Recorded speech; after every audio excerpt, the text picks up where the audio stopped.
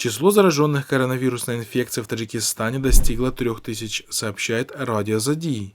А по данным Министерства здравоохранения и социальной защиты населения Республики Таджикистан, по состоянию на 25 мая в стране выявлено 3100 человек зараженных. От болезни вылечились 1395 пациентов, скончались 46 человек. Тем временем в народном списке жертв коронавируса в сети имена уже более 349 погибших от пневмонии и коронавируса.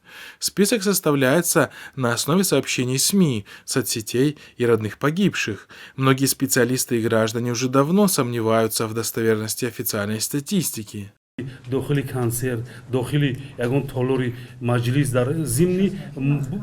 Напомним, что власти Таджикистана до 30 апреля скрывали, что в стране имеются случаи заражения коронавирусной инфекцией, хотя ежедневно поступали сообщения о росте числа больных пневмонией и смертности от этого заболевания.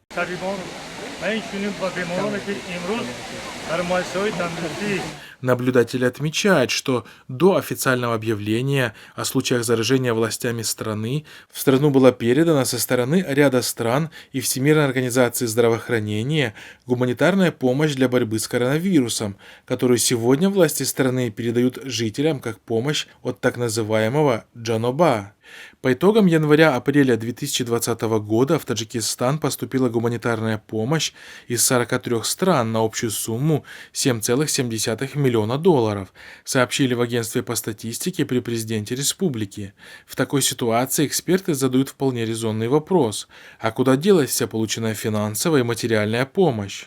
بینندگان گرامی، از جریان رسانیدن کمک پیشوای معظم ملت به ولایت مختار کوهستانی بدخشان که با مقصد دستگیری و هوسمندگردانی طبیبان و دیگر کارمندان ساحه تندرستی، تقویت تدبیرهای پیشگیری از پهنشوی و معالجه سریع وقتی بیماران گرفتار کرونا ویروس نو یا خود